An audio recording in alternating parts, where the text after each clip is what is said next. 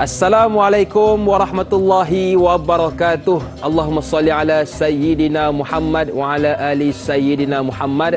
Apa khabar sedang penonton dan pendengar yang dirahmati Allah sekalian? Anda sedang menyaksikan secara langsung Tanyalah Ustaz dengan topik kuasa tangan yang memberi. Anda juga boleh menonton siaran hari ini secara HD di www.tonton.com.my.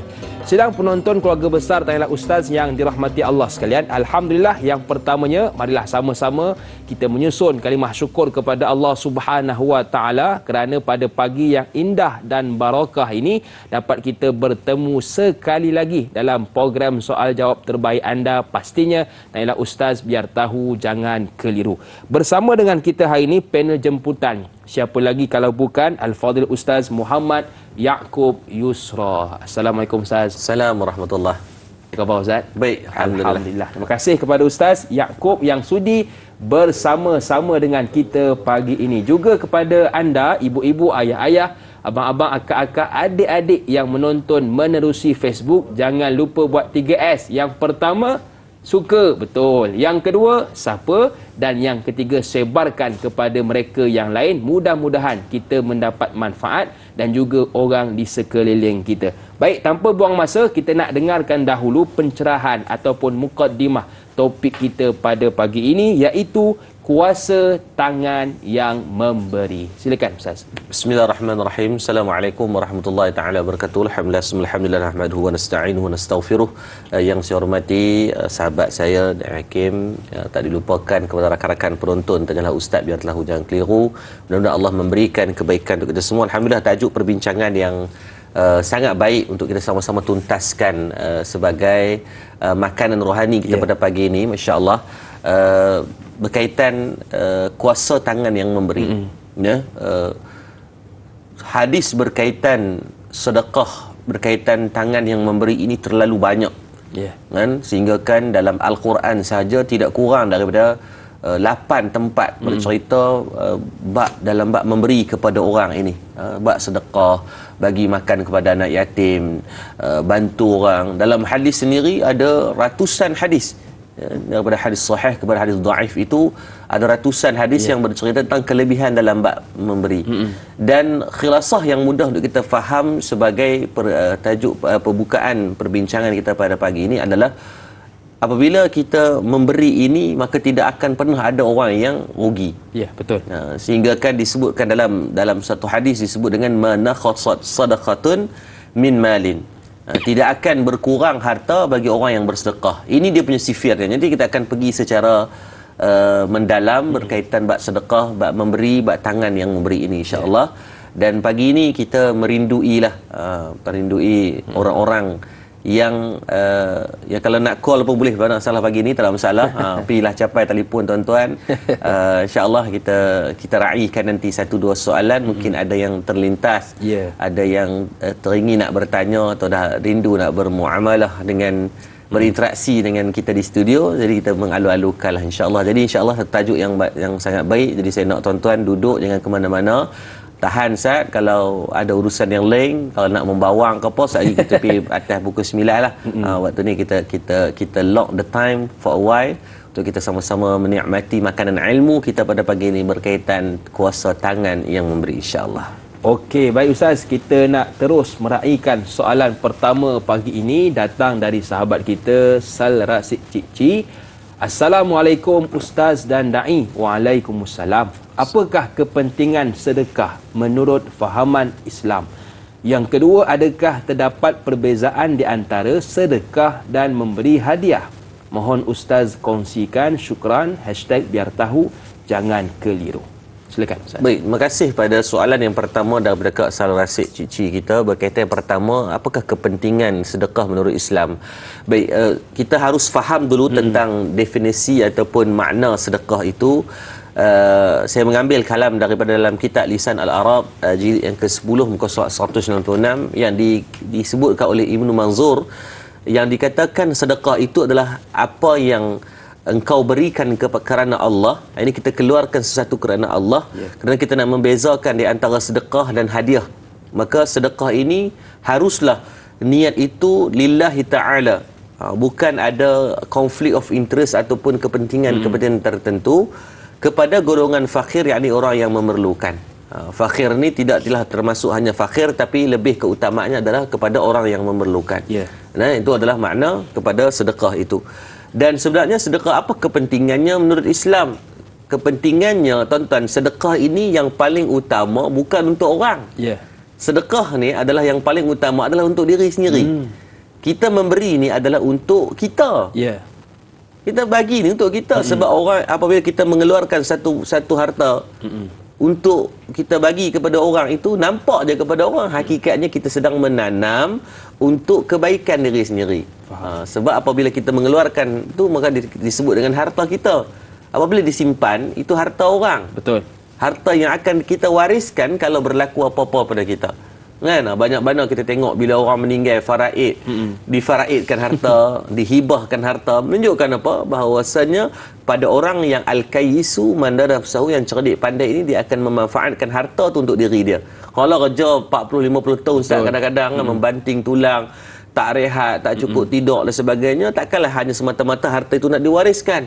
Maka ke atas kebijaksanaan, maka haruslah dimanfaatkan harta itu untuk kepentingan diri. Bukan selfish, atas kepentingan diri, menjadikan ianya sebagai saham akhirat untuk bertemu dengan Allah. Itu yang pertama. Yang kedua, apakah perbezaan di antara sedekah dan juga hadiah? Baik, bagus soalan, agar kita nak cerakinkan dulu kefahaman pada pagi ni agar kita tak confused. Yang pertama, dalam mazhab sebahagian besar dalam ulama dalam mazhab Syafi'i menyebut makna hadiah dulu. Kita faham hadiah dulu, ialah pemilikan satu benda tanpa berlakunya pertukaran dan berlakunya perpindahan barang tersebut kepada orang yang dihadiahkan sebagai tanda penghormatan. Kata yang kita kena faham adalah hadiah ni lebih kepada kita bagi sebagai tanda penghormatan atau penghargaan. Contohnya hari lahir, anniversary, atau apa-apa bentuk yang melibatkan pada recognition. Kita bagi kepada dia, ataupun apa-apa benda lah, pencapaian, dia melibatkan pencapaian, penghormatan, ataupun tarikh-tarikh yang kita nak menghargai dia, maka itu disebut sebagai hadiah. Dan dalam bab hadiah ini disunatkan untuk kita memulangkan kembali. Maksudnya kita dapat, jangan kedekut tak hidung masih lah, kita memulangkan kembali. Baik, itu makna dari segi hadiah. Apa pula yang dikatakan dengan sedekah? Sedekah itu bermaksud pemberian hak milik ketika hidup tanpa mengharapkan pembalasan, bertujuan mendekatkan diri kepada Allah. Kalau hadiah tadi, dia ada persentage yang dia nak kepada balasan. Dan memberi itu dengan harapan diberi semula. Adakah salah tak bagi? Tak dosa, tak masuk api Melaka pun, jangan risau. Kan? Tetapi adapun hadiah sedekah, maka sememangnya 100% diberikan tanpa mengharapkan apa-apa balasan. Dan sedekah ni tak perlu kita sedekah balik. Tu dia orang sedekah ni adalah daripada orang yang mampu kepada orang yang tak mampu. Kalau yang tak mampu bukan nak balas balik, habis sampai bila nak ni nya? Betul. Kan A bagi kat B, B bagi kat A balik. Pakai tak ada apa. Kan? Maka itu yang membezakan dari segi sedekah dan hadiah. Dan hadiah sedekah ini mestilah sepenuhnya dalam keadaan pemberian itu taqarrub ila Allah, mendekatkan dirinya kepada Allah Subhanahu wa taala. Maka itu yang membezakan di antara hadiah dan sedekah. Dan boleh jadi sedekah itu dijadikan hadiah. Maksudnya sedekah dalam niat kita menjadikan dia sebagai satu bentuk hadiah kepada orang. Maka kill two birds with one stone. Belum tentu hadiah boleh dijadikan sebagai sedekah. Sebab bila mana kita memberikan hadiah, adanya kepentingan tertentu bagi hadiah tu, sebab nak sekian-sekian, maka di situ boleh mungkin tidak mendapat fadilat dalam bab sedekah. Adapun hadiah tetap mendapat pahala, jangan risau. Tetap mendapat pahala sebab apa? Membahagiakan orang. Sebab bagi hadiah ni menyenangkan orang lah. Even kita Ustaz dalam waktu kahwin, saya ingat ialah waktu kahwin, hadiah yang paling banyak Ustaz dapat apa dia? Hadiah pinggan mangkuk. Pinggan mangkuk kan. Saya sampai anak saya yang kelima pinggan mangkuk tu tak habis lagi. Punyalah banyak orang bagi pinggan mangkuk. Masya-Allah. Seronok kita. Betul. Sampai anak saya yang kelima dah 10 tahun perkahwinan kan. Tak habis punyalah, banyak orang bagi. Biasalah kuliah muslimat lah, main hantar. Waktu saya kahwin tu banyak kuliah-kuliah muslimat kan, yang anak murid ni dia pun main hantar pinggan mangkuk. Sampai 10 tahun kita tengok pinggan mangkuk tu berseronok kita. Nak abang kata apa, tengok hadiah orang. Walaupun dah bagi 10 tahun lepas, tahun 2012 dia bagi, 2020 tu masih kita buka tengok, subhanallah kan, membahagiakan. Nabi kata nak bahagiakan orang dengan memberikan hadiah. Insya-Allah. Baik Ustaz, satu soalan ni saya fikir menarik untuk kita ketengahkan, datang dari sahabat kita bernama Al-Shal. Ayuh kita lihat bersama. Assalamualaikum Ustaz dan Da'i. Waalaikumsalam. Adakah salah satu kelebihan dalam bersedekah adalah cara pembersihan harta kita dari hak orang lain? Mohon ulasan lanjut dari Ustaz. Terima kasih. #biar tahu jangan keliru. Silakan, baik, Ustaz. Terima kasih pada Puan Al-Shal kita berkaitan soalan apakah salah satu kelebihan dalam bersedekah, yakni termasuk di antara pembersihan ataupun cleaning lah orang panggil kan, harta. Maka jawapannya disebut oleh Nabi SAW dalam satu hadis dari Imam Bukhari. Kata Nabi, fitnatur rujul fi ahlihi malihi jarihi tukaffiraha as-salah wasiyam wasadaqah. Nabi kata apa? Perbuatan dosa kepada seseorang datang dengan ada 3 jalan yang utama. Yang pertama, ahlihi, ahli keluarga. Yang kedua, malihi, harta benda. Yang ketiga, jarihi, jiran tetangga. Dan Nabi kata apa? Tukaffiraha. Dan bagaimana Allah mengkafarahkan, Allah mensucikan, Allah menghilangkan dosa-dosa daripada perbuatan-perbuatan 3 tadi. Yang pertama dengan solat kita. Yang kedua dengan puasa kita. Dan yang ketiga dengan sadaqatin jariyah yang kita lakukan. Maka sudah pastilah termasuk daripada perbuatan yang Allah membersihkan harta itu, mungkin kita terambil daripada hak orang lain. Betul. Contoh dalam bab kerja, kita tercuri masa kan, ataupun kita terambil hak orang yang kita dah cuba cari tapi tak jumpa, nak balas balik dan sebagainya. Dan pastilah dalam harta kita mesti ada terzalim hak orang, confirm lah tu, suruh kira lah hang siapa dia pun, hang ustaz ke, hang ulama ke, hang cikgu ke, kita mesti ada tu. Betul. Kan? Maka bila apatah lagi benda yang kita tak tahu, maka sebab tu dianjurkan kita memperbanyakkan sedekah. Malah Al-Imam Al-Ghazali rahimahullah ta'ala mengarang dalam kitab dia pada bab hal yang membincangkan kepada orang yang telah meninggal dunia. Contohnya bapak kita dah meninggal dunia, dia berhutang dengan orang yang kita tahu dia berhutang, cuma cari Pak Long tu tak jumpa. Menilau meratalah cara ini. Buat iklan pun tak jumpa, tanya kawan-kawan lain pun tak tahu. Tak tahu, kami semua tak tahu selama mana dalam tempoh usaha itu telah pun di all out, tapi tak jumpa juga. Maka kata Imam Al-Ghazali, ketika tu boleh digunakan sebahagian duit sedekah dengan niat untuk selesaikan hutang ayah kita tadi. Tapi kalau ada orang main tuntut lepas tu, kena bayar balik juga. Itu dia punya syarat. Dan abang kata besarnya dalam bab sedekah ini untuk memberikan kafarah ataupun penyucian daripada dosa ataupun salah ataupun terambil daripada hak-hak orang daripada harta. Maka sangat-sangatlah jangan berbolak sangat, berkelaklah. Dan sedekah yang paling tak relax pagi ni tuan-tuan, tangan yang paling berkuasa tuan-tuan boleh buat pagi ni, tekan butang share. Betul, siapa tak tekan tuan-tuan memang cak ayam lah. Jadi saya mengalu-alukan dan lebih kurang 1,300-200 orang yang sedang menonton ni, tekan je butang share, tak ada lagi orang patah jari takkanlah yang tekan butang share untuk program Tanyalah Ustaz. Jadi tuan-tuan, saya mengalu-alukan 1,200 orang sebelum kita nak berehat ni tuan-tuan, sebab kita boleh memberikan kebaikan kepada mungkin 1,000 orang lain, insya-Allah. Baik Ustaz dan sedang penonton, kita nak berehat sebentar. Teruskan bersama dengan kami selepas ini, pastinya dalam Tanyalah Ustaz, biar tahu jangan keliru.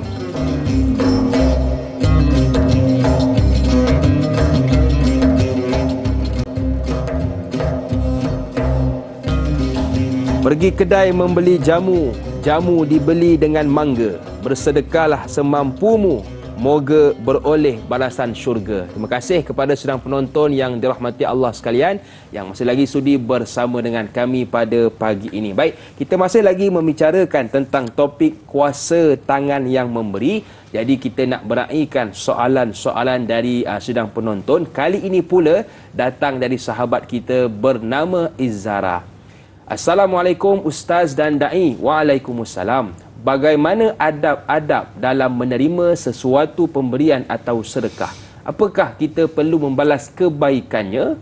Apakah sekadar mendoakan kebaikan itu sudah memadai?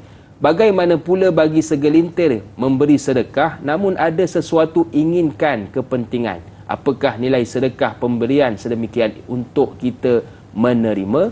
Mohon pandangan Ustaz. Terima kasih kepada Izara atas soalan. Baik, terima kasih kepada soalan yang baik daripada Kak Iz kita. Yang pertama berkaitan adab-adab menerima satu pemberian atau sedekah, dan apakah kita perlu membalas kebaikan sekadar mendoakan. Baik, adab terima sedekah ni yang pertama, jangan merungut apabila kita terima. Contohnya, saya bagi contoh, ini situasi yang selalu berlaku bila bulan Ramadan lah, biasanya kebiasaan yang akan berlaku, orang main hantar lauk ataupun cucuk kat rumah. Kan, Assalamualaikum makcik, ni mak saya buat bihun contoh kan, kita pun ambil. Adab dia ambil, jangan duk cakap banyak. Ada orang yang jenis komplain tu, jenis mulut, orang dah bagi mulut besiak ni, mulut jenis morai sangat ni. Dia terima ambil tu, dia cedok tu, apa ni togel tak ada ayam dengan daging, ambil mau tombat sudu tu dalam mulut kan.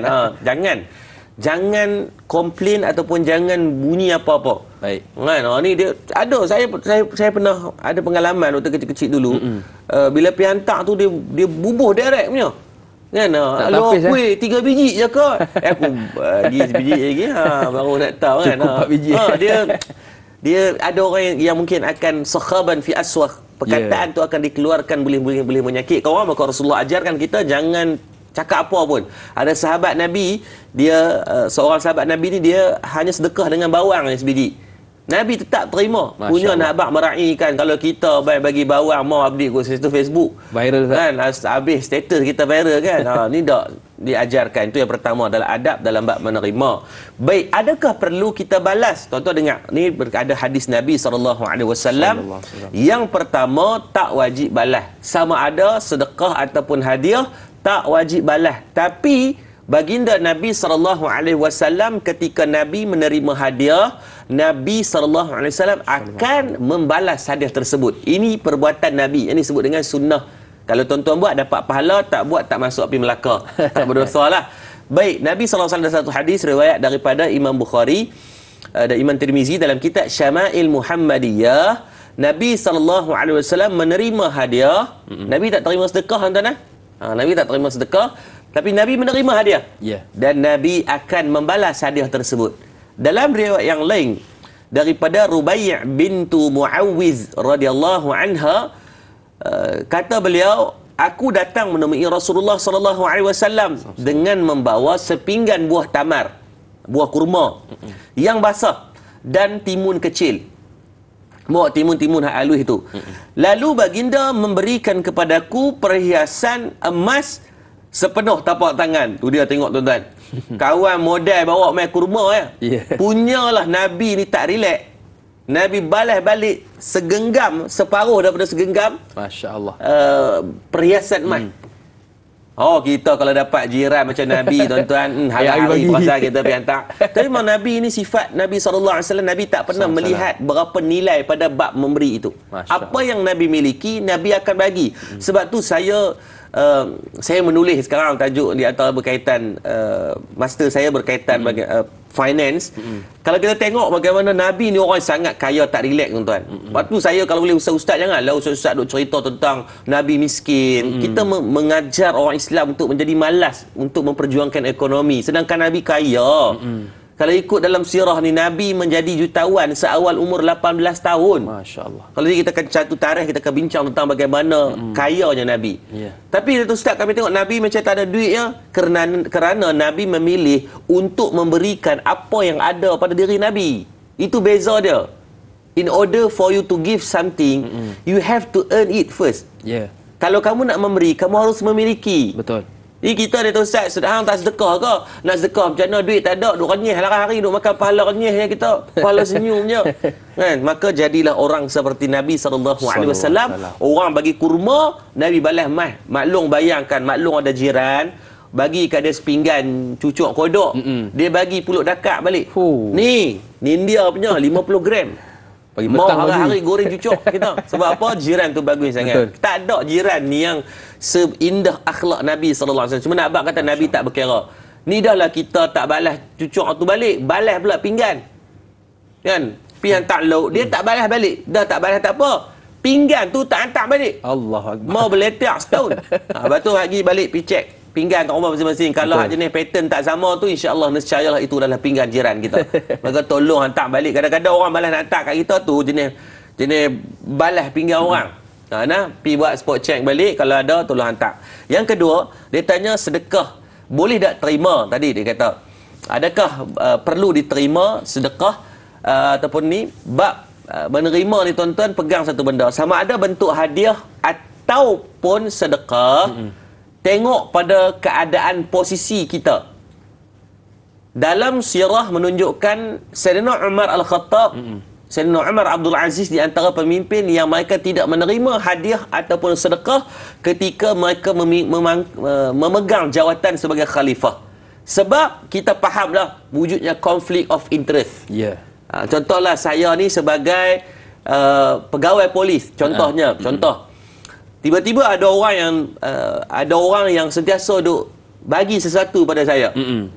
Time dia tak ada masalah, okeylah. Tapi time dia ada masalah, maka judgement saya ketika tu mesti akan terhutang budi. Saya sebagai hakim mahkamah, kan, dia hari-hari duk belanja kita, rumah kita dia bayar. Kenderaan bini kita pun dia duk tak tolong. Dia tak apalah, ni kawan-kawan. Kalau kawan pergi bayar semua orang lah. Bukan aku yang sebagai hakim. Makcik cleaner tu lagi pemerlukan aku gaji sedap lah juga kan. Tu makcik cleaner tu gaji 2,000, 1,500 tu. Lepas tu ambil kereta kat dia. Beli kereta Ferrari bagi dia pakai, jangan bagi kat aku.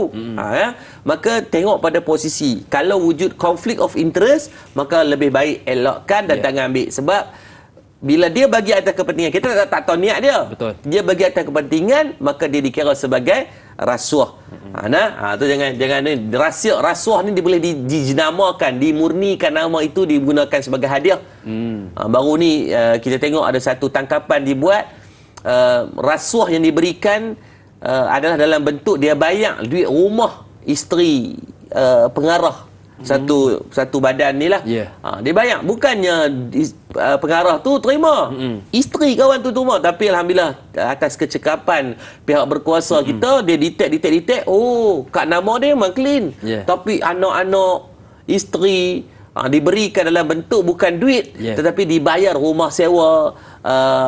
Ni kalau tukar tayar ke apa semua dia pakai sponsor servis kereta, dia pergi kod tu. Maka sebab tu hati-hati. Maka yang terbaik apabila kita memegang jawatan ataupun perkara yang boleh membuatkan terhutang budi itu merosakkan judgement kita dalam berlaku adil, maka lebih baik kita menidakkanlah. Even sekarang minta maaf sebut nak masuk sekolah pun rasuah ustaz-ustaz. Allahu Akbar. Bagi ustaz, ni ustaz saya nak bagi sikit ni duit belanja apa semua. Minggu depan telefon ustaz, boleh tak kira anak saya masuk dekat sekolah sekian-sekian. Nampak tak? Ustaz-ustaz pun kena rasuah. Maka di sini perlu hati-hati. Sebab tu kalau apa yang boleh merosakkan wujudnya conflict of interest, lebih baik kita prevention is better than cure lah. Lebih baik kita elak, insya-Allah. Baik Ustaz, kita kalau boleh dalam apa jua urusan ibadat, kita nak ada kemanisan dalam ibadat tersebut. Begitulah seperti yang ditanyakan oleh seorang sahabat kita. Cantik soalan beliau. Ayuh kita lihat bersama. Sirna bertanya, Assalamualaikum Ustaz Yaakob Yusra, Da'i Hakim dan penonton setia. Tanyalah Ustaz. Waalaikumsalam. Tangan yang memberi lebih baik dari yang menerima dan tangan kanan memberi, tangan kiri tak perlu tahu. Bagaimana untuk mencapai kemanisan dalam bersedekah melalui petikan tersebut?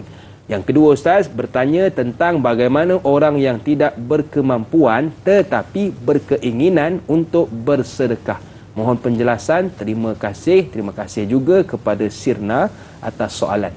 Terima kasih untuk dua soalan yang sangat hebat, yang sangat orang yang cerdik pandai, yang antaranya pun subhanallah. Yang pertama, macam mana nak merasa halawah kemanisan dalam kita bersedekah ini. Almarhum Tuan Guru Datuk Harundin pernah pesan. Dia kata apa? Bersedekah ni sampai kamu kaya, jangan tunggu kaya baru nak bersedekah. Kerana kamu akan merasa kelazatan dia tu dengan apabila kamu dah mula buat. You walk the talk and then you feel it. Kamu dah buat, kamu akan rasa sendiri. Nak cerita ke orang tak sampai, buat je. Nah, dalam bab ni tuan-tuan, dia macam makanan lah. Orang boleh review macam-macam. Boleh dia makan tu, dia kata, ya Allah sedap, tahap meninggal kan. Kita makan rasa macam besok, maka dia tetap kena rasa melalui pengalaman itu. Betul. Maka terus buatlah.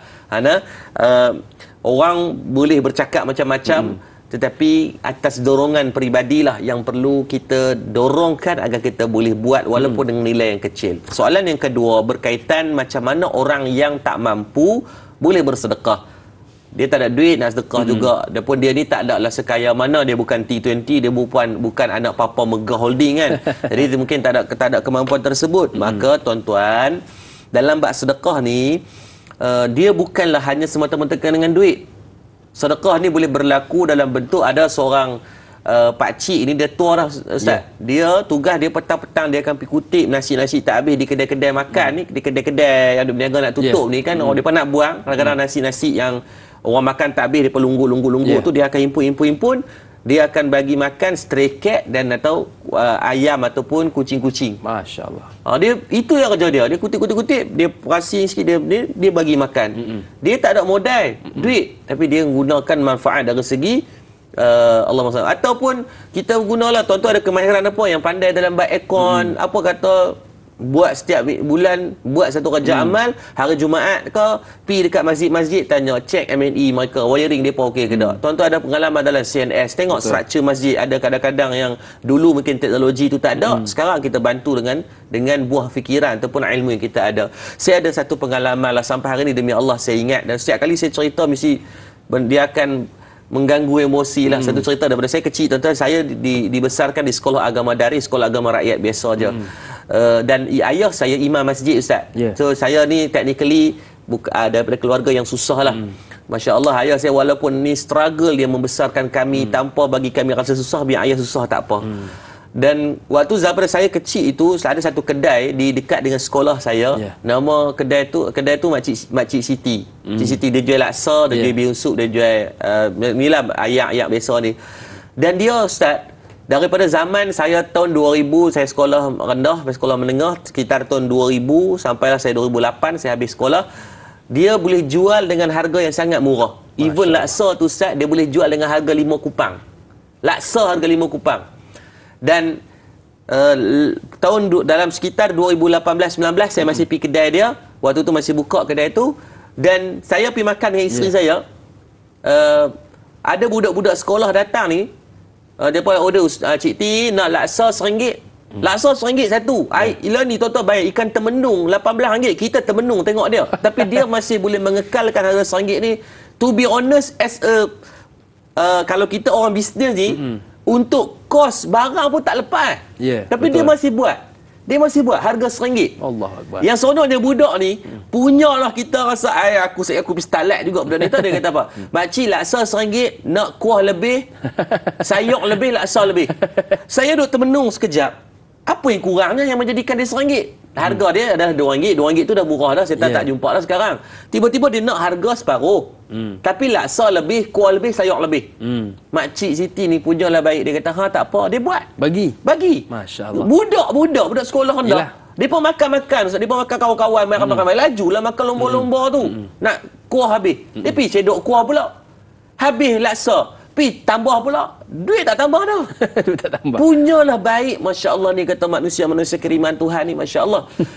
Dan itu yang dia buat. Saya tanya, Cik T mana untung buat macam tu? Kan? Dia kata tak apalah Ustaz. Dia kata Cik T buat macam ni. Yang ni yang Cik T mampu pun. Membahagiakan budak, bagi seronok tengok budak-budak makan. Dia tak kata bahagia, dia seronok tengok budak-budak ni makan. Masya Allah. Dia kata seronok. Saya daripada kecil Ustaz, duit kerana duit tak ada. Cik T dia buat macam tu kan saya. Sampailah saya mai pula 10 tahun kemudian dia buatkan budak-budak lagi. Masya-Allah. Dan saya pakat dengan kawan, dengan sahabat saya Kokom, dengan Datuk Haji Asri, Mama Dila. Kami hadiahkan dia package umrah. Masya-Allah. Tahun 2020. Lepas tu PKP. PKP sajalah kawan-kawan, kita jual lah, kita pakai macam ni memang baik sungguh, saya kenal daripada kecil. Saya dibesarkan dengan bantuan dia. Dia tak bantu duit saya Ustaz. Dia bagi saya makan. Masya Allah. Bagi makan 5 kupang RM1. Dia tak apalah, bayar aja. Makcik dia ambil. Tahun lepas dia meninggal. Saya tak ada hantar dia pergi umrah, Ustaz. Ya. Tu yang benar saya rasa. Bukan tak mau hantar, Ustaz. PKP saya tak boleh nak hantar dia. Betul. Lepas tu dah bila border buka, dengan faktor umur dia tu tak boleh lagi sebab 60 lebih kan. Bila dah tunggu faktor dia ni, tengok-tengok dia kena kanser dan meninggal. Alhamdulillah saya sempatlah buat upah haji pun ni. Tapi still saya rasa macam dalam jenazah dia pun alhamdulillah tim saya urus, tim adat lah urus semua. Tapi still rasa ada satu benda yang terkilan lah kan. Tapi nak abang kata Cik T ni tak banyak harta. Betul. Tapi Allah bagi dekat dia, kira saya tak rasa sampai hari ni lah. Saya rasa kalau saya lalu kat kedai dia, mesti saya ingat momen yang Masya Allah, tabarakallah dia boleh buat. Dan bukan pada saya, pada isteri saya. Isteri saya pun kalau orang senang, kami duduk hasil sekolah habis dah kenal, lepas belajar baru kami kahwin. Jadi lepas kahwin pun kami selalu pergi kedai dia makan. Dan dia masih, even ada satu momen tu saya duduk makan laksa, saya suka makan dengan otak udang. Masya Allah. Dia boleh start motor, dia tak apa Ustaz, tunggu Ustaz, ingatkan nak pergi mana, dia pergi beli otak udang. Masya Allah, pergi cari. Saya kemarin dulu Ustaz, hari Selasa baru ni saya pergi makan dengan isteri kedai laksa yang lain lah. Kedai dia tak buka dah sebab dia meninggal. Meleleh motor Ustaz. Sambil makan laksa tu, saya tanya dekat tuan kedai dia, otak udang ada? Dia kata tak ada. Saya teringat momen kalau Makcik T, dia sanggup pergi beli. Masya Allah. Nak menyenangkan orang. Sampai peringkat macam tu. Atau kita nak bayang tuan-tuan, kita bukan perlu harta banyak untuk senang ke orang. Betul. Sedekah ni boleh main dengan jalan yang kadang-kadang yang kita mampu bahagiakan dengan cara macam mana. Itulah sedekah. Cara kita. Ambil orang yang nak tunggu dia kata harta banyak baru nak buat. Maka kita mendilirkan, membahagiakan orang dengan cara yang kita mampu sekarang. Buatlah, buat tuan-tuan, saya yakin. Rakan-rakan penonton ni, tuan-tuan ada sejuta cara, sejuta kelebihan, sejuta ilmu yang tuan-tuan mampu buat, maka buat. Demi Allah, kebaikan yang kita lakukan hari ni, tuan-tuan tak perlu pengiktifaran manusia. Tetapi Allah akan pandang ketika kita ikhlas dalam melakukan sesuatu. Kita nampak kadang-kadang benda itu kecil pada kita, tetapi tidak pernah sama sekali di sisi Allah itu kan kecil, kerana Allah dah memberikan jaminan faman ya'mal misqala zarratin khairan yarah. Peganglah itu. Jadi sambil-sambil saya rasa kita nak rehat sekejap lagi, kita sedekahkan juga Al-Fatihah buat Makcik T lah, insya-Allah. Al-Fatihah. Apa yang boleh saya simpulkan untuk blog ini, setiap orang ada ruang untuk melakukan kebaikan, tetapi tiada ruang bagi mereka yang sentiasa mencari alasan. Kita berehat seketika, teruskan bersama dengan kami selepas ini dalam Tanyalah Ustaz, biar tahu jangan keliru.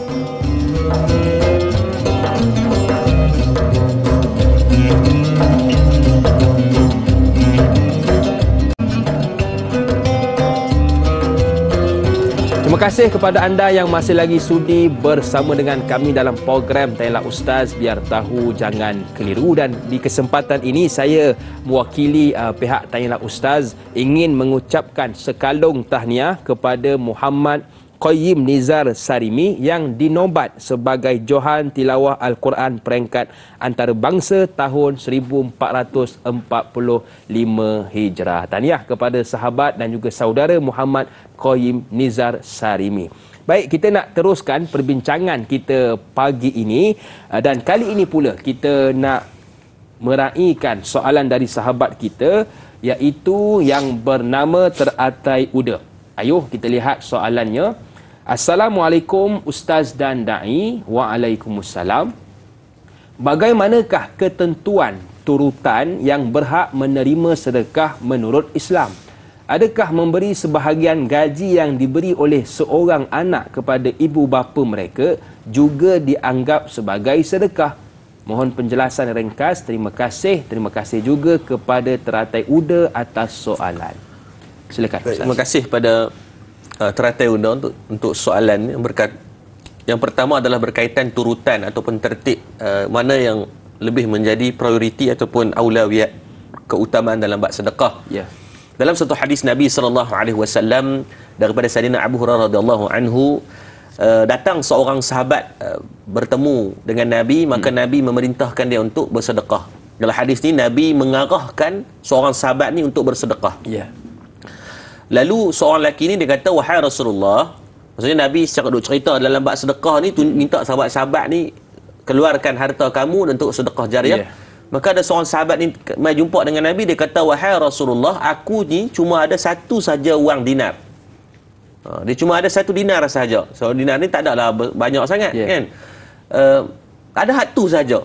Maka beliau, baginda Nabi SAW terus jawab kepada lelaki tadi, maka yang pertama, nafkahilah diri kamu sendiri. Maksudnya untuk perbelanjaan diri sendirilah. Yang kedua, dia kata, kalau ada lagi 1 dinar, maksudnya ada lebih lagi, maka Nabi SAW kata, nafkahi isterimu. Yang ketiga, dia kata, Rasulullah, kalau ada lagi, Nabi kata, nafkahilah pembantu ataupun ahli keluarga yang terdekat dengan kamu, dan kemudiannya tengoklah orang-orang yang sekitar dengan kamu. Tuan-tuan, ni bagaimana secara tak langsung Nabi memberikan turutan dalam bab memberikan nafkah dan juga dalam bab memberikan sedekah. Sedekah yang terbaik dalam hadis Nabi kata adalah kepada ahlihi, kepada ahli keluarga kita. Sebab tu tuan-tuan, nak tip dimurahkan rezeki, maka memperbanyakkan sedekah kepada ahli keluarga, membahagiakan isteri, membahagiakan suami, membahagiakan anak-anak. Ada sebahagian suami dengan kawan-kawan memang tak kedekut, tak hidung masin langsung. Kalau makan ni, kalau dialah yang paling suka belanja. Kalau pi mengai ni, dialah yang tolong bayar duit bot. Dialah yang tolong, kalau pi mana-mana ni, dialah yang tolong bayar duit minyak, duit tol lah, apa semua, tak kedekut. Tapi kadang-kadang dengan isteri ni berkira sangat, kan, daripada tahun 20, daripada tak ada anak 10 tahun lepas sampai sekarang ni, duit nafkah 100 itulah. Allahu Akbar. Kan, bini tak mau tak apalah, boleh dapat tu pun dah okey dah. Tapi kita ni biarlah cerdik sama. Nak murah rezeki, mana kita rasa duit tak cukup. Tuan-tuan, percayalah cakap saya. Tuan-tuan nak bagi murah rezeki, bahagiakan dia. Kan, kalau dia minta 100, bagi 200. Dia minta 1000, bagi 10,000. Biar sampai dia penat minta. InsyaAllah dia takkan penat lah. Tapi biar bahagiakan dia. Bahagiakan dia, maka tuan-tuan pasti akan bahagia.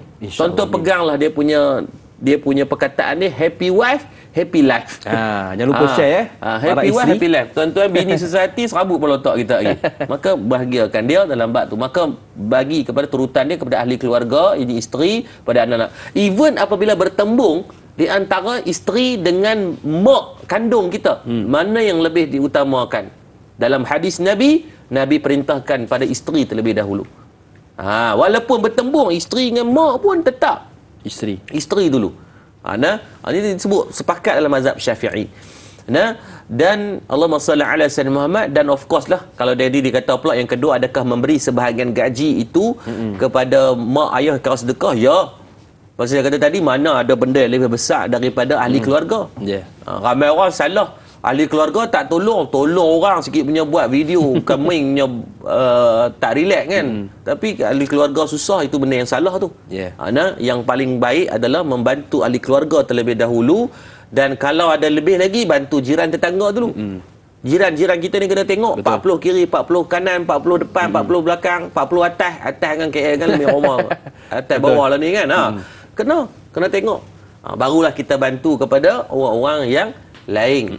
Even kalau fakir miskin sekalipun, maka utamakan ahli keluarga kita terlebih dahulu. Adik anak saudara kita, sepupu kita, mak menakan kita, tok wan kita, kalau mereka di fakir miskin, maka bantu yang mereka itu lebih. Maka sudah pastilah tidak lari daripada terma sedekah pada orang yang lebih layak kita memberikan itu mak ayah, itulah syurga dunia kita.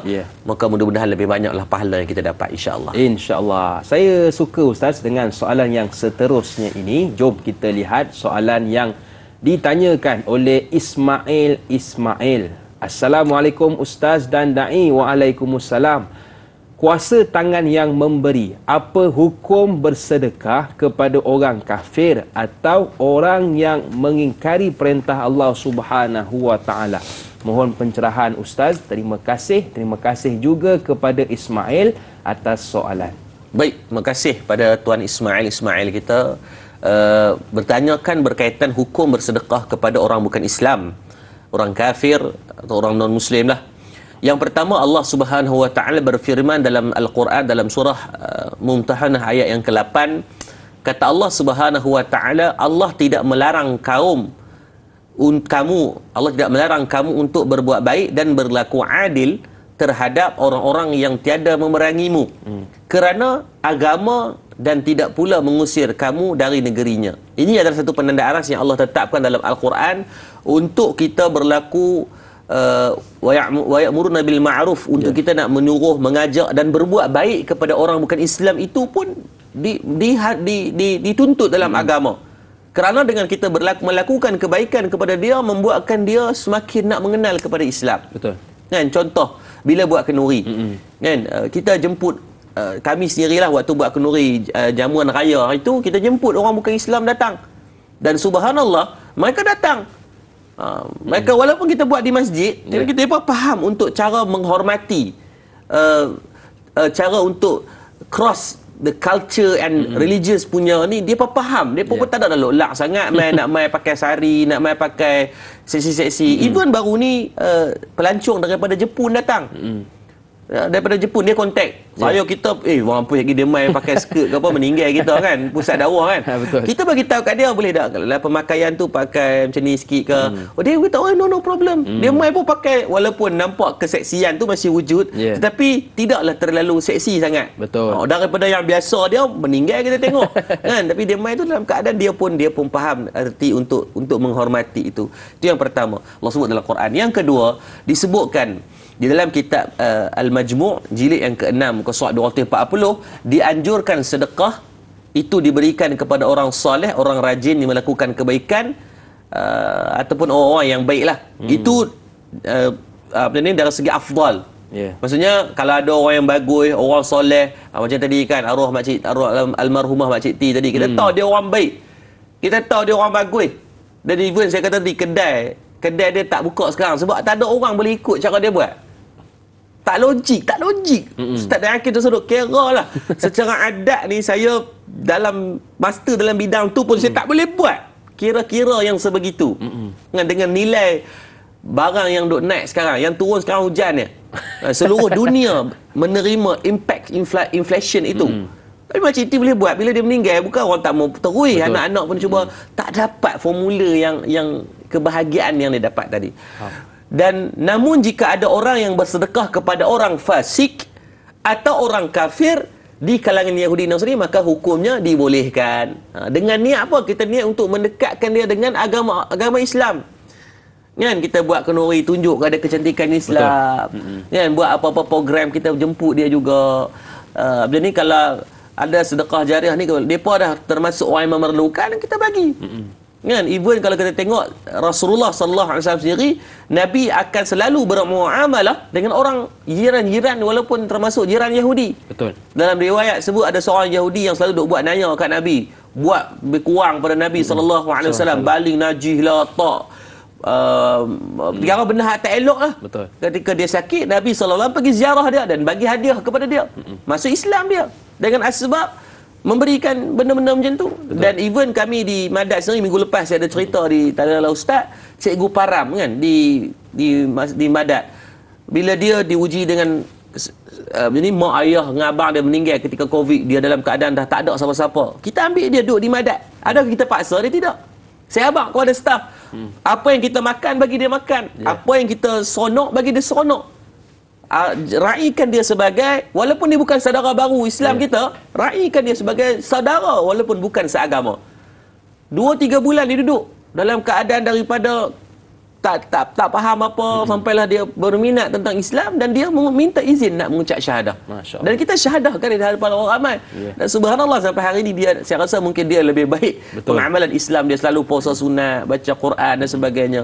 Maka sebab tu saya kata yang terbaik adalah kita menonjolkan akhlak yang baik kepada mereka, mereka akan datang dekat dengan Islam, insya-Allah, mudah-mudahan. Baik, jadi soalan yang ditanyakan oleh sahabat kita itu, maka dibenar dan dibolehkan dalam agama dengan niat untuk kita menunjukkan kebaikan Islam kepada mereka. Satu lagi soalan yang saya fikir menarik juga untuk kita bahaskan bersama, dari sahabat kita Casey. Assalamualaikum Ustaz dan Da'i, juga kru TV3 dan TV9. Waalaikumsalam.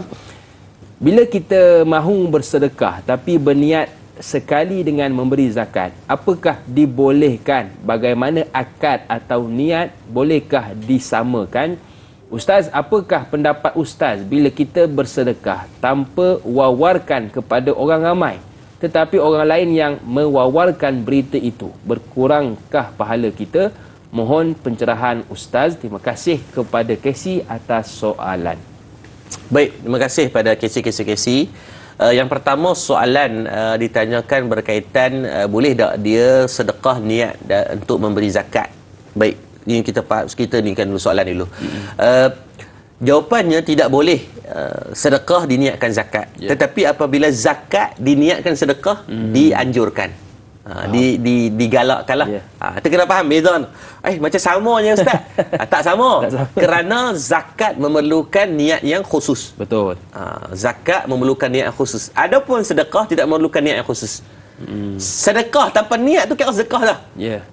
Maksudnya kita tengok kesiannya kan nak kucing ni, tak ada pula kita akad dengan dia. Ni aku bagi ni niat sedekah dah. Tak ada. Kita bagi tu dah kira sedekah dah. Betul. Dia duduk di antara rantaian sama ada hadiah atau sedekah. Maksudnya ni. Tetapi apabila zakat dia memerlukan niat yang khusus kerana ia termasuk di antara rukun dalam rukun Islam. Betul. Itu kena faham bagi elok. Tetapi apabila diniatkan zakat, maka dibolehkan. Apabila niat zakat tadi, niat juga untuk kita sedekah daripada nilai zakat tadi. Sebab tu kata penting bab niat. Mazhab Syafi'i ni, Al-Imam Syafi'i sangat menekankan dalam bab niat, sehingga kan kalau mazhab lain ni niat ni tak menjadi keutamaan sangat untuk dijaharkan, dilafazkan di mulut. Tak perlu.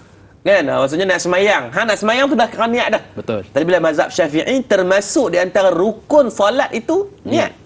Sebab apa? Ni nak orang take for granted ni.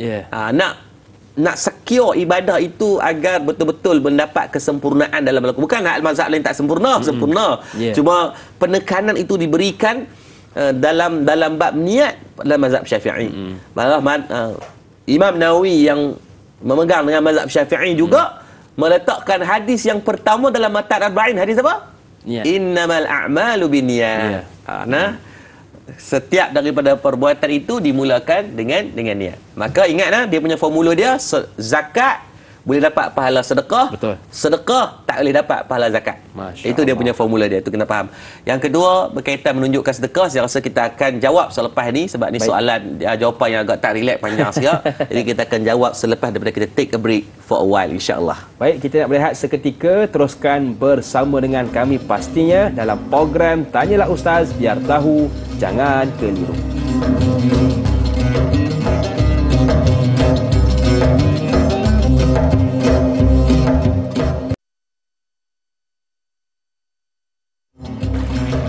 Sallallahu ala Muhammad, sallallahu alaihi wasallam, sallallahu ala Muhammad, sallallahu alaihi wasallam. Ya Nabi, salam alaika. Ya Rasul, salam alaika. Ya Habib, salam alaika. Salawatullah alaika. Sallallahu ala Muhammad, sallallahu alaihi wasallam, sallallahu ala. Kembali bersua dalam program Tanyalah Ustaz, biar tahu jangan keliru. Masih lagi kita membicarakan topik kuasa tangan yang memberi. Baik, dalam konteks kuasa tangan yang memberi, selain mengajak orang ramai untuk sama-sama berinfak dan bersedekah di Madat, Madat sendiri tidak menunggu lama dalam mengambil inisiatif menyediakan dan mewujudkan fasiliti tertentu, skuad-skuad bantuan kebajikan dan pelbagai program yang bermanfaat tanpa perlu menunggu projek pembangunan siap sepenuhnya. Jadi kalau tak keberatan, mungkin Ustaz boleh kongsikan kepada kami. Silakan. Okay, baik. Saya rasa ni di antara benda yang kita pegang lah. Kita tak tunggu kaya baru nak memberi. Kita memberi sampai jadi kaya. Dan kita tak tunggu siap baru kita nak buat. Buat dulu sampai tunggu yang lain siap. Betul. Ni kita buat sendirilah di Madat. Madat ditubuhkan pada 2019 secara official. Dan pada 2020 tu, 2018-19 tu kita ada Madat Care untuk bagi bantuan. Kita ada mesin ATM beras. Kita ada hang cuci. Dan pada 2020 ketika fasa Covid kita tubuhkan hang cangkul. Waktu tu masjid satu tiang pun tak naik lagi. Masya-Allah. Tanah pun baru beli tanah. Tak ada buat apa lagi.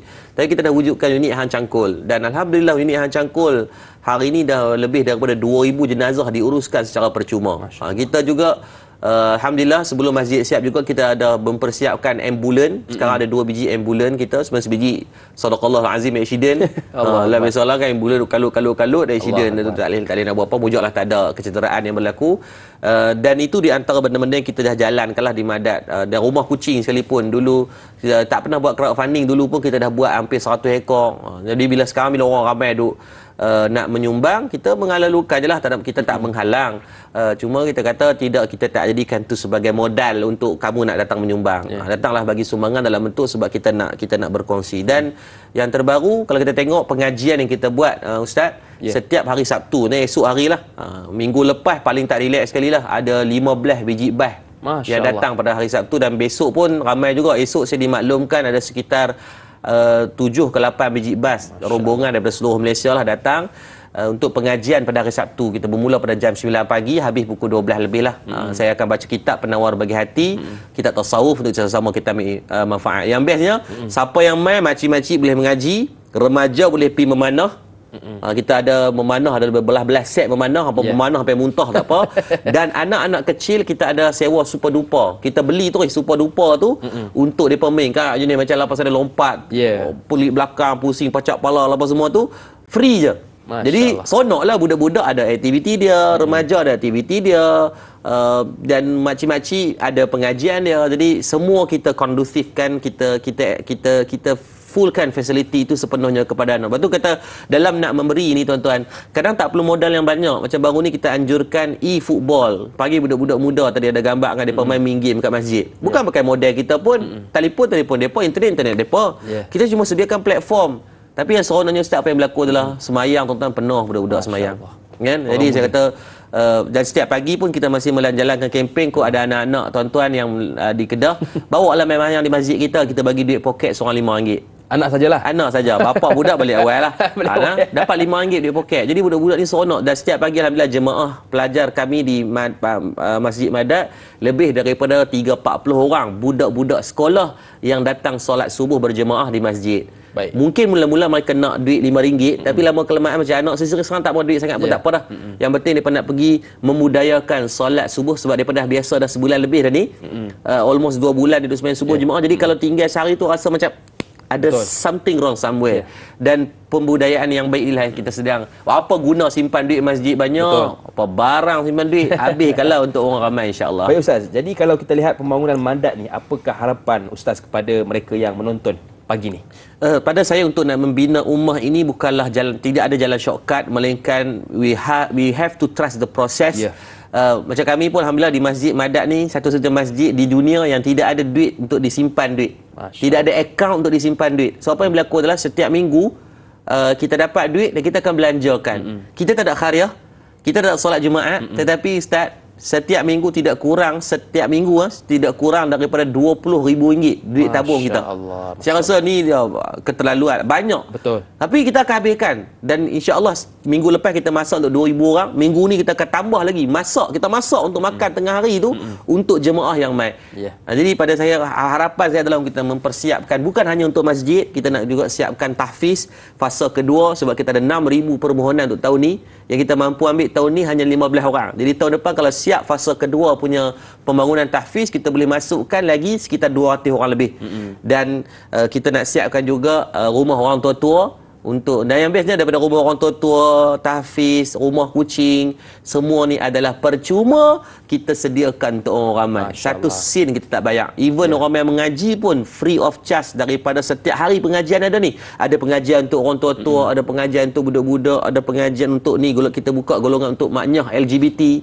Yang nak masuk tu nak kena lembut-lembut. Hai abang, hak jenis tu je. Hak yang keras-keras betul-betul ni tak boleh. Kita benarkan untuk depa saja. Tak apalah mereka nak berhijrah, jadi kita bagi meraihkan mereka. Ada kelas untuk mak rempit. Jadi segala fasiliti kita buka ni, dan insya-Allah kita baru buka pula akademi berkuda.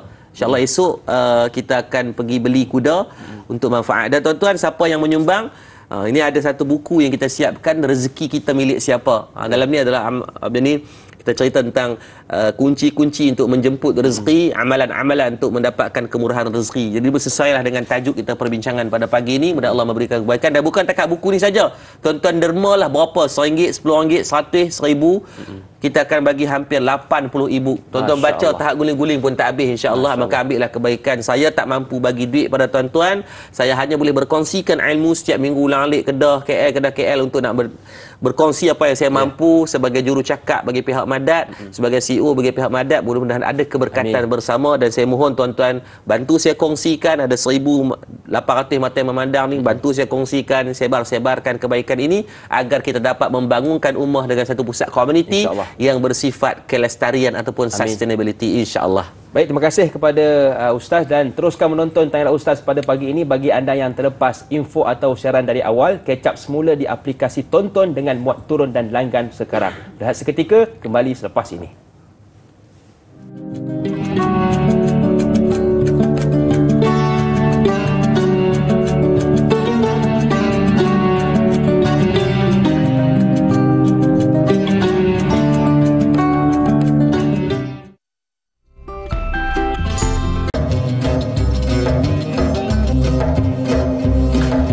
Pagar rumah kawat berduri, durinya mampu putuskan tali. Sedekah sebaiknya setiap hari, bukan malah setahun sekali. Terima kasih kepada sidang penonton yang masih lagi sudi bersama dengan kami dalam Tanyalah Ustaz, biar tahu jangan keliru. Kita nak meneruskan soalan yang kita tunda sebentar tadi, datangnya dari sahabat kita Casey bertanyakan tentang kita sedekah Ustaz, dan kita tak mewawarkan kepada orang lain, cuma orang lain pula yang mewawarkan sedekah kita. Jadi bagaimana? Silakan. Baik, dalam firman Allah Subhanahu wa taala dalam Al-Quran, dalam suratul Baqarah ayat 271. Ini ayat-ayat penghujunglah. Yang terakhir kata mafhumnya, kata Allah Subhanahu wa taala, kalau kamu zahirkan sedekah itu secara terang, maka yang demikian adalah baik, kerana menjadi contoh yang teladan kepada orang lain.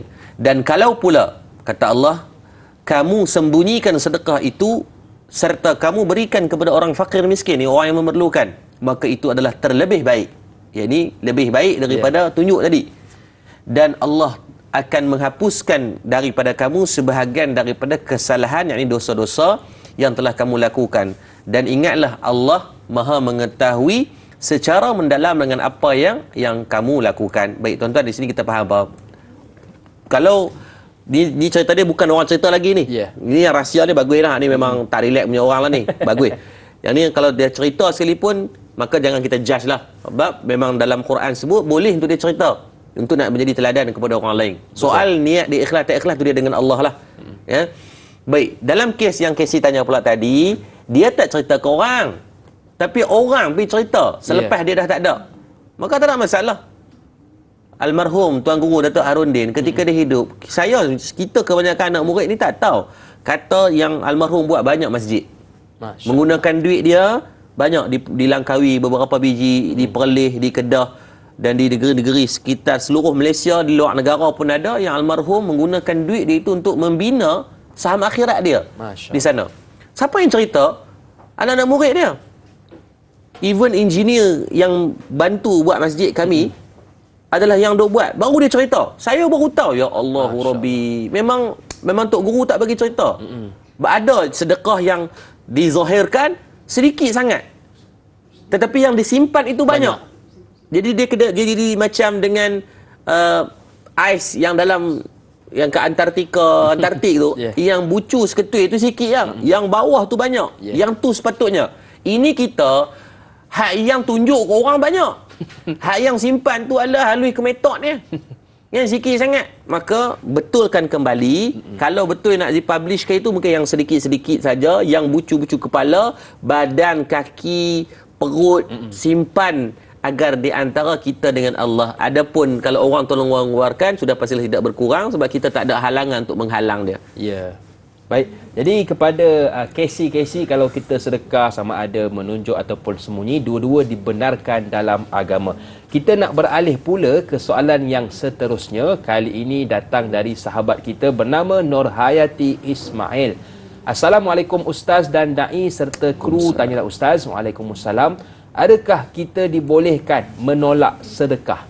Yang kedua, terkadang menolak itu kerana bimbang termakan hak orang lain. Apakah ada hukum yang akan terkait terjadinya sebegitu?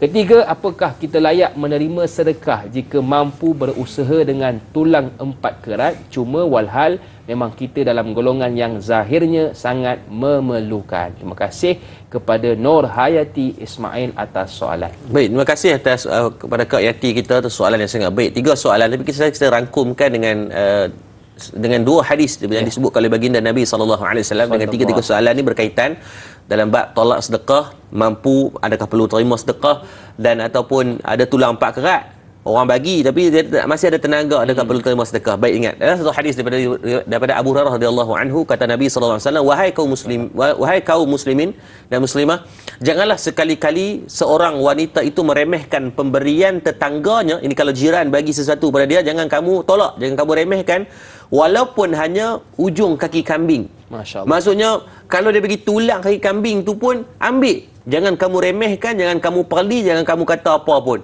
Ini duk apa dia kata buah buruk bagi, ambil dulu. Baik. Mungkin bukan manfaat makanan kita, mungkin boleh jadi makanan binatang. Betul. Mungkin bukan makanan kita, tetapi makanan anak-anak ataupun jiran tetangga kita, boleh kita beri kepada orang lain. Itu yang pertama hadis. Maksudnya dalam hadis ni berbentuk seperti larangan, jangan menolak apabila orang memberikan sesuatu kepada kita. Ambil dulu, fikir buat apa. Yang kedua disebutkan dalam hadis daripada Khalid bin Adi bahawa Nabi SAW bersabda, barang siapa mendapatkan kebaikan daripada saudaranya yang bukan kerana mengharap-harap dan meminta-minta, maksudnya dia tak minta-minta, tak mengharap-harap, Allah kawan tu saja mai bagi, maka hendaklah dia menerimanya. Dia tak minta, dia tak buat apa status kajang 4 malau, kajang melipat, siapa tak bagi nak kenal sempat ke apa semua, tak ada. Dia just a normal, tiba-tiba orang mai bagi kat dia, maka hendaklah, Nabi kata, hendaklah dia menerima. Itu dulu, dan tidak menolaknya. Lepas tu para ulama, sebahagian besar dalam kalangan ulama mengatakan haram hukumnya menolak pemberian orang, kena ambil dulu. Ada sebahagian yang mengatakan tak ada masalah atas sebab-sebab tertentu, tapi sebahagian ulama berdasarkan banyak daripada hadis-hadis Nabi, Nabi tidak akan menolak, Nabi akan terima dulu, barulah kalau Nabi bagi kepada orang lain pula. Kerana itu adalah rezeki yang diberikan oleh Allah kepada kamu. Dan maksudnya setiap pemberian orang itu Allah detikkan hati mereka untuk trigger bagi pada kita. Maka ambil dulu, jangan ada buat panggil huduh sangat. Kan? Kata Ustaz tadi, saya ada tulang 4 kerat, mampu lagi dengan tenaga, tak apa, ambil. Kalau kamu dengan tenaga kamu boleh menghasilkan sesuatu, maka dengan yang orang bagi tadi boleh manfaatkan kepada orang lain. Masya-Allah. Maka bahasa mudah, ketika Allah memberikan, ada orang memberikan tu, anggaplah itu sebagai satu bonus yang Allah datangkan kepada kita. Seperti mana rukhsah ketika mana kita bermusafir. Sebahagian ulama mengatakan sombongnya kita kalau kita menolak rukhsah tersebut. Ada pernah seorang hamba Allah, dia kata, saya tak mau buat khasar. Saya tak mau pendek-pendekkan solat sebab saya nak pahala yang penuh. Maksudnya sebenarnya ketika kamu bermusafir, yang penuhnya pahala adalah ketika kamu mengambil rukhsah. Betul. Itu adalah bonus yang Allah bagi. Maka kefahaman itu perlu dijelas dan dibulatkan agar kefahaman yang baik itu kita dapat beramal dalam kehidupan. Tak menyakitkan orang. Maka walaupun kita mampu, ambil, tak ada masalah. Betul. Kan, kalau nak tolak pun tolak dengan cara lain, ambil dan kita bagi kepada orang. Maka nampak tak rantaian pahala, yang A dapat pahala, kita yang B yang tak ada apa-apa pun boleh dapat pahala sebab bagi kepada yang C. Yang C pun dia kemampuan juga. Nampak bila adab ni berterusan, dengan hanya satu item ni, dia boleh dapat pahala yang bermacam-macam. Ustaz bagi kat saya, saya memang dah ada load dah ni, nak makan apa. Saya tunggu ustaz balik dulu, tengok line clear sikit, saya ambil makanan ustaz tadi, saya pergi hantar kat jiran sebelah. Jiran sebelah pun dia tunggu line clear, saya belah, baru dia pergi hantar kat jiran. Pukul 8.30 tengok-tengok orang main ketuk balik orang ustaz, main hantar balik makanan ustaz. Masya-Allah. Satu taman dapat pahala dengan cok kodok ustaz buat tadi. Masya-Allah. Walaupun hangit sikit-sikit kan. Satu taman dapat pahala hangit tu. Subhanallah, hanya dengan menggunakan satu modal affiliate semua orang dapat pahala. Apa tu kata Islam memandang jauh untuk semua yang penganutnya mendapat manfaat walaupun dengan perkara-perkara yang kecil. Kalau kita nak bagi faham yang menonton sekarang ni, tadi sebelum mula duk fikir sedekah mesti dengan duit. Bila kita cerita dengan laksa orang boleh dapat pahala, cik dah meninggal setahun lebih sampai hari ni orang duk sebut cerita dia, Allahumma salli alaihi wasallam, anak murid ni berapa ribu orang yang duk makan kat kedai dia, bila lalu menangis, kita lalu menangis tengok kedai menangis, berapa banyak pahala dia dapat. Masya-Allah. Kan ada orang yang mungkin sedekah dia dengan bina masjid, wakafkan tanah masjid. Sahabat saya baru ni duk fikir, ustaz duit tak ada nak beli tanah, kena beli juga. Tengok hamba Allah tu dia kata tak apalah, ambillah tanah ni saya wakaf. Dia baru wakaf tak sampai sebulan, Allah takdirkan dia meninggal dunia. Hari ni tanah tu tuan-tuan dah dibangunkan madrasah. Hari-hari orang hafal Quran atas tu. Dia duduk dalam kubur dapat kebaikan, tak relax punya banyak. Maka banyak cara yang kita boleh buat, cari cara mana yang kita mampu buat. Jangan pertikai apa yang kita belum ada, manfaatkan apa adanya. Betul. Tapi Ustaz, kadang-kadang orang tolak sedekah ni sebab nasib kosong. Nasib berani dia ambil Ustaz. Baik, terima kasih kepada pencerahan. Kita nak beralih pula kepada soalan. Datangnya dari sahabat kita Fatin Syuhaidah. Assalamualaikum Ustaz dan Da'i. Waalaikumsalam. Bagaimana jika seseorang itu hanya memilih untuk bersedekah pada bulan Ramadan dan hari Jumaat sahaja, tetapi berkira-kira untuk bersedekah selain daripada bulan dan hari tersebut? Mohon pencerahan Ustaz. Terima kasih. #biar tahu jangan keliru. Baik, terima kasih pada Puan Fatin Syuhaidah. Yang pertama tanya, dia ni jenis orang yang macam mana orang yang dia hanya pada hari-hari tertentu, Ramadan saja, Jumaat saja, atau hari-hari yang tasyrik saja, hari-hari tertentu yang dia bagi. Maka adakah menjadi salah? Tidak. Tak boleh kata bercalah pada dia. Cuma orang yang macam ni biasanya dia memanfaatkan akal itu semaksimum mungkin dari segi dalil aklinya, dalil akalnya. Dia tidak menolak dalil nakli, tetapi dia memanfaatkan akal. Sebab itu fungsi akal ni kalau dimanfaatkan, manis kita buat ibadah. Sebab Allah tahu, Allah kenal hamba dia ni, beramal ni, dia akan tengok the reward. Macam kita kerja lah, orang offer kerja, bos tu kata kalau hampa nak masuk dah kerja, dia ada dua posisi, satu jawatan ni, satu jawatan ni. Jawatan yang A dengan B lebih kurang yang kerja sama berat ya. Tapi yang A ni gaji dia 10,000 sebab ada jawatan kosong. Yang B ni sama agak kerja, banyak sebab tu kau, tapi sajalah nak bagi 2,500. Kalau Ustaz pilih mana Ustaz? Nampak tak cerdik sangat kalau pilih. Kena pergi cek yang kencing, takut minat ketum bagi tadi kan. Maka of course lah kita akan memilih mana yang paling baik. Betul. Maka juga dalam beramal, kena pilih mana yang paling baik untuk nak buat. Cuma janganlah kita menghentikan pada hari-hari lain. Kadang-kadang tak senonoh juga. Dia belum fikir tu nak pergi ambil 10 Ramadan terakhir saja. Habis yang 355 hari ni siapa tolong cover? Sebab tu hari lain pun kena buat walaupun sedikit. Cuma yang all out, tak relax sikit pada hari-hari yang tertentu tadi. Setuju. Hak yang puluh lebih sikit. Yang ni juga dilakukan oleh para sahabat. Para Rasulullah sallallahu alaihi wasallam sendiri ketika bulan Ramadan Nabi buat apa? 10 malam terakhir dalam hadis Nabi akan mengikat ketat kain-kain Nabi. Maksudnya Nabi mengasingkan diri daripada keluarga, daripada isteri ni, duduk kat masjid. Untuk apa? Fokus dengan ibadah. So Rasulullah pun buat benda tu, maka kita teruskan buat. Betul. Memilih untuk hari-hari tertentu nak buat pun tak ada masalah, cuma jangan menafikan hak hari-hari yang lain. Hari-hari lain ni kalau kita tengok ada orang susah, bantu juga. Ni mereka dekut, simpan kejap, kupang tak berkeluar hidup masin sungguh. Maka janganlah sampai peningkat. Maka untuk memandang ROI, return of investment yang terbaik per hari ataupun peristiwa ataupun hari-hari yang penting, bulan-bulan yang penting, waktu yang penting pun tidak menjadi satu kesalahan.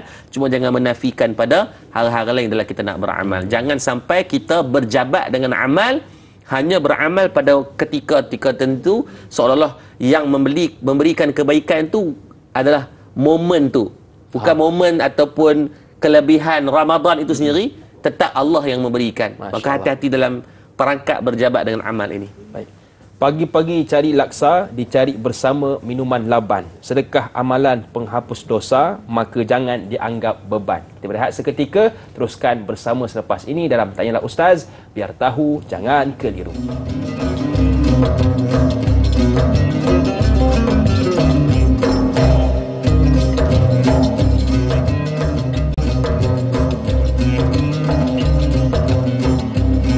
Terima kasih kepada anda yang masih lagi sudi bersama dengan kami pada pagi ini dalam Tanyalah Ustaz, biar tahu jangan keliru. Mudah-mudahan banyak perkara yang telah dikongsikan. Apa yang baik sama-sama kita amalkan, yang tidak baik sama-samalah kita tinggalkan.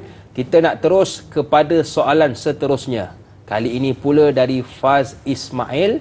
Assalamualaikum Ustaz dan Da'i. Waalaikumsalam. Bagaimanakah trend zaman sekarang di mana pemberi sedekah mengambil video dan masukkan ke dalam sosial media, dan ada juga menjadikan ianya sebagai satu konten? Adakah ianya dibolehkan?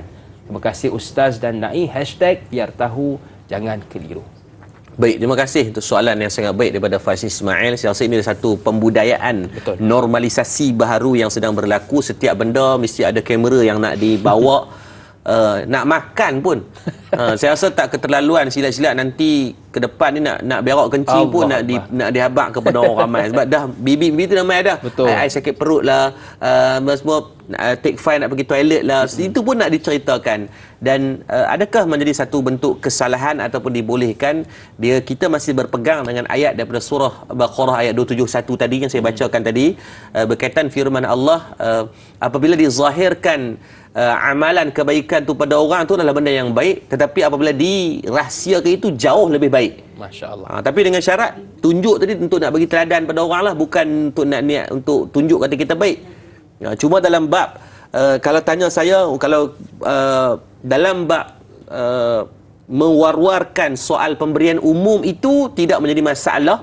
Adapun pada bab yang khusus, pada personal individu, maka alangkah baiknya agar dirahsiakan, kerana golongan fakir, miskin, orang-orang yang menerima bantuan ini, mereka mungkin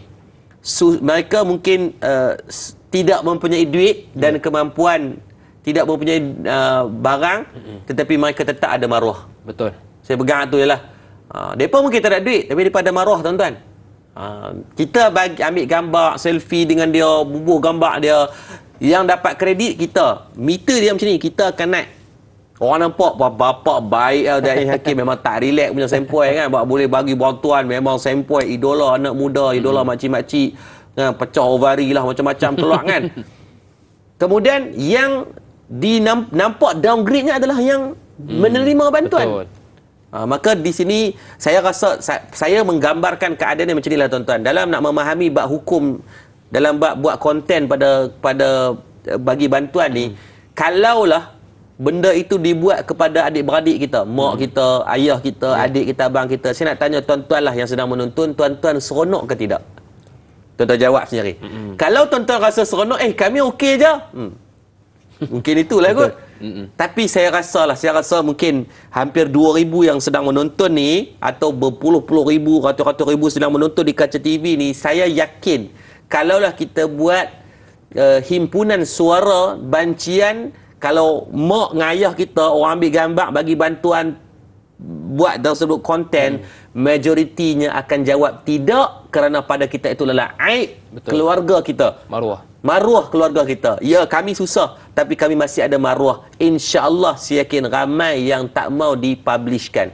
Tapi dia kata, Ustaz, macam mana program bersamamu apa semua? Bersamamu itu adalah konsep yang dibuat atas persetujuan mereka untuk bantu mereka dengan skala besar. Betul. Bantu dengan skala besar. So bila orang bagi sumbangan banyak-banyak, maka bukannya TV3 ambil duit itu, diberikan sepenuhnya kepada keluarga, dan kita bantu mereka dalam bentuk sustainability, agar dia boleh bantu. Kalau bisnes, besarkan bisnes. Kalau rumah tu pecah, bantu bagi rumah dia elok. Maka waktu saya kata tadi, kalau bersifat umum untuk nak dapatkan collection fund, crowdfunding macam saya kena cerita ke orang kena buat apa. Bukan saya buat.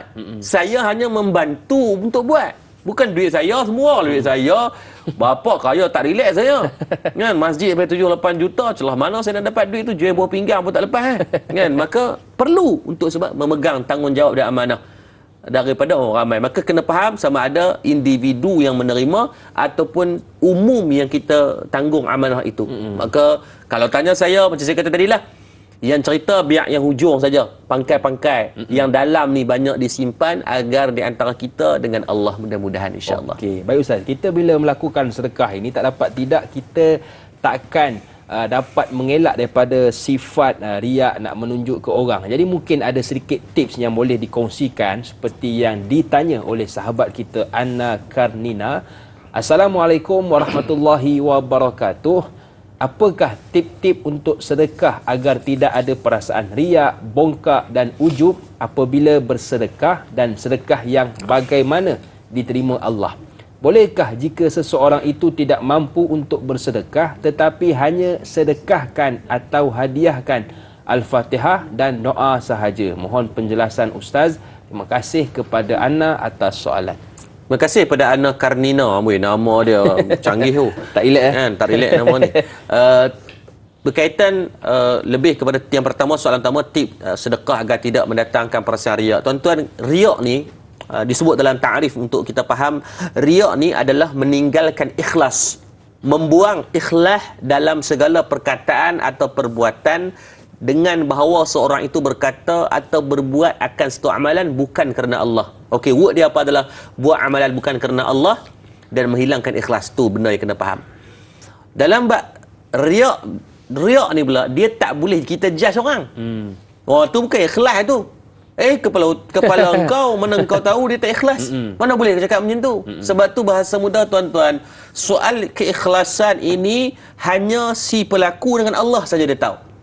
Kita yang memandang, kita tak ada that kind of technology. Kita boleh detect orang, ni tak ikhlas ni tak ikhlas ni. Kita hanya ada rasa-rasa. Ingat, rasa-rasa itu adalah zon yang buruk pada orang. Betul.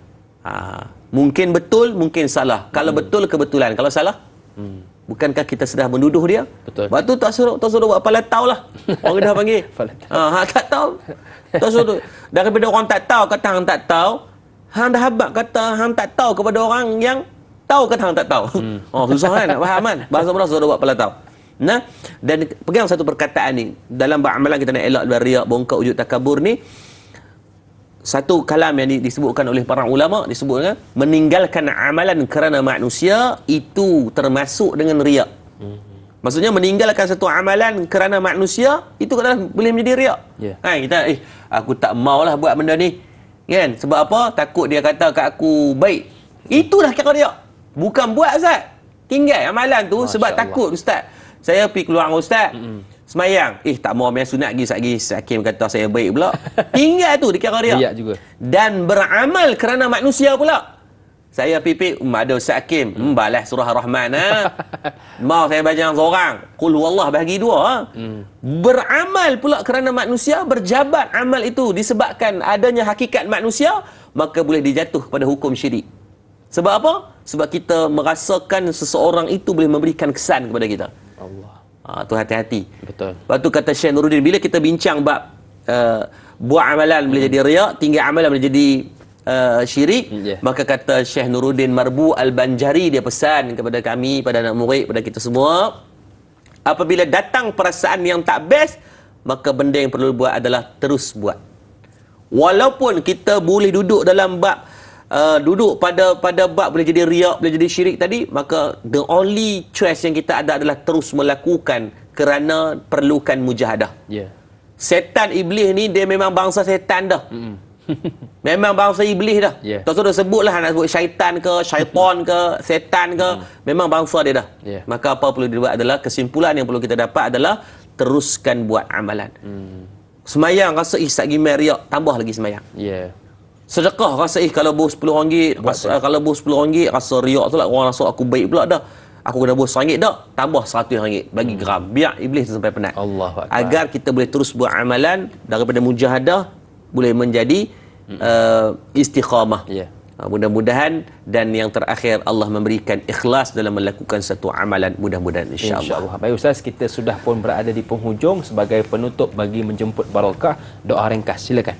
A'udzubillahi minasyaitonirrajim. Bismillahirrahmanirrahim. Alhamdulillahirabbil alamin. Hamdan yuwafi ni'amahu yukafi'u mazidah. Ya Allah, ya Tuhan kami, ampunkan dosa-dosa kami, kedua ibu dan ayah kami, guru-guru kami, pemimpin-pemimpin kami, sama ada dalam keadaan kami sedar atau kami tak sedar. Ya Allah, ya Latif, lembutkan hati kami. Kami banyak dosa, kami banyak maksiat, kami banyak buat melakukan kesalahan padamu. Ya Allah, ya Allah yang mentakbir hati-hati kami, ampunkan semua dosa-dosa bagi kami. Ya Allah, ya Allah, pada kami yang sakit kau sembuhkanlah penyakit-penyakit kami, pada kami yang jahil kurniakan kefahaman ilmu kepada kami, pada kami yang masih makan harta haram, riba, rasuah, syubhah, maka ampunkan semua dosa-dosa bagi kami. Ya Allah, ya Allah, pada kami yang ada mak dan ayah, kau izinkanlah kami dapat berbuat baik dan berbakti kepada mereka, perelokkan akhlak kami di hadapan mereka, lunak dan rendahkan suara kami saat kami berbicara dengan mak dan ayah kami.